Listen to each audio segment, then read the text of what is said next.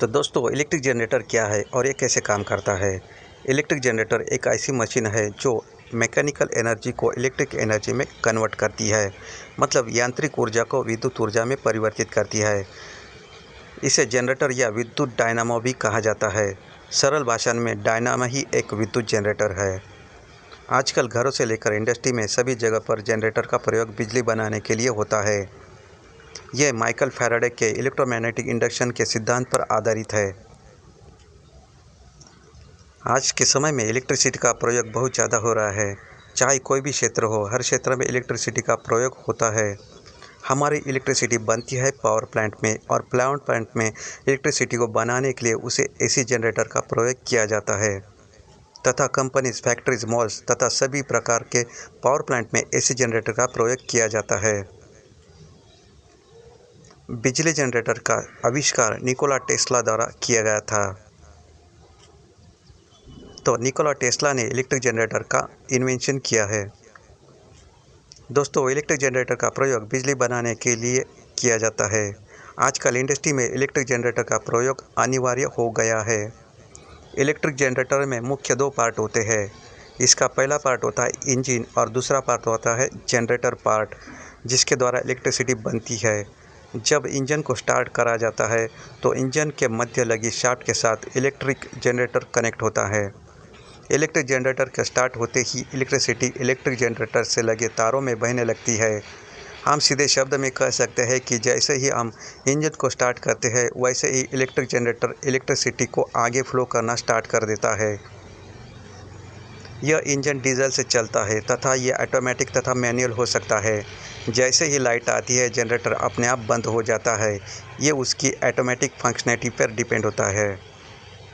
तो जनरेटर के मुख्य दो प्रकार होते हैं, एक डीसी जनरेटर और एक एसी जनरेटर।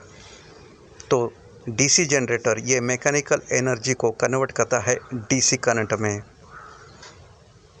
और दूसरा होता है एसी जनरेटर। ये मैकेनिकल एनर्जी को कन्वर्ट करता है अल्टरनेटिंग करंट में। तो दोस्तों, आजकल जो इंडस्ट्री में सभी जगह पर यूज़ होता है वो एसी जनरेटर होता है। तो चलो सीखते हैं एसी जनरेटर कैसे काम करता है। दोस्तों, इलेक्ट्रिक जनरेटर ये इलेक्ट्रोमैग्नेटिक इंडक्शन पर काम करता है। इलेक्ट्रोमैग्नेटिक इंडक्शन का इन्वेंशन मतलब खोज माइकल फैराडे ने 1831 में किया। ये ब्रिटिश साइंटिस्ट थे। तो इस इलेक्ट्रिक जनरेटर में एक मैकेनिकल डिवाइस और एक इलेक्ट्रिकल डिवाइस दोनों कनेक्ट होते एक शाफ्ट से। तो देखेंगे कि इलेक्ट्रिक डिवाइस में कैसा ईएमएफ मतलब इलेक्ट्रोमैग्नेटिक इंडक्शन प्रोड्यूस होता है। तो यहाँ पर डायग्राम में दिखाया गया है कि एक्सल के ऊपर दो कंडक्टिंग रिंग फिक्स किया है, और ये दो रिंग एक्सल के ऊपर एक रेजिस्टिव मटेरियल के ऊपर माउंट है, मतलब रिंग और एक्सल के बीच में रेजिस्टिव मटेरियल है। दो रिंग R1 एंड R2 के कनेक्टेड है। दो कार्बन ब्रश जो बिल्कुल ही स्टेशनरी है, B1 एंड B2। B1 और B2 के बीच में गैल्वेनोमीटर कनेक्ट है जो कि करंट डायरेक्शन दिखाता है। यहाँ पर एक कॉइल ABCD कनेक्टेड है जो दो रिंग R1 R2 से। पहले एंड रिंग R1 को कनेक्ट है कार्बन ब्रश B1 के थ्रू, तो दूसरे एंड कनेक्टेड है रिंग R2 को कार्बन ब्रश B2 के थ्रू। और यहाँ पर दो magnetic pole north and south के बीच में एक्सल घूमता है। जब एक्सल क्लॉकवाइज में घुमाया जाता है मैकेनिकल डिवाइस से बाय शाफ्ट से, तब एक्सल क्लॉकवाइज घुमाया जाता है, तब पोर्शन AB का कॉइल ऊपर आता है और पोर्शन CD नीचे जाता है। जब भी एक्सल क्लॉकवाइज घूमता है तब पोर्शन AB एंड CD में करंट फ्लो होता है। तो यहाँ पे इलेक्ट्रोमोटिव फोर्स क्रिएट होता है, उसी वजह से यह करंट फ्लो होता है। मतलब इलेक्ट्रोमैग्नेटिक इंडक्शन यहाँ पर होता है। जैसे करंट फ्लो होता है A to B, B to C, C to D, तो यहाँ पर Fleming's right hand rule use किया जाता है।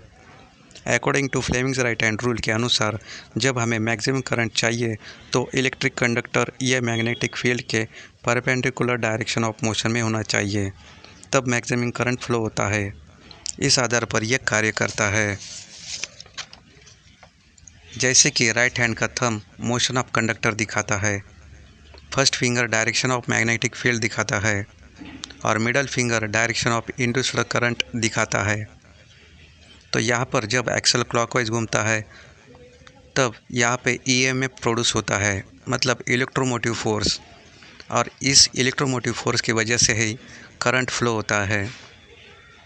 तो यहाँ पर जब एक्सल क्लॉकवाइज घूमता है तब पोर्शन ABCD करंट फ्लो होता है, और करंट फ्लो होता है B2 B1 थ्रू गैल्वेनोमीटर से। तो यहाँ पर ये गैल्वेनोमीटर डायरेक्शन ऑफ करंट दिखाता है। एक्सल के हाफ रोटेशन के बाद पोर्शन AB की जगह पोर्शन CD आता है, और उसी प्रकार करंट फ्लो होता है D to C, C to B, B to A, जब carbon brush B1 and B2 stationary होते हैं, और उसी तरह करंट फ्लो होता है और प्रोड्यूस होता है। इसी तरह से ये रिपीट होता है every half rotation of axle, मतलब हाफ रोटेशन एक्सल घूमने पर, और अल्टरनेटिंग करंट प्रोड्यूस होता है।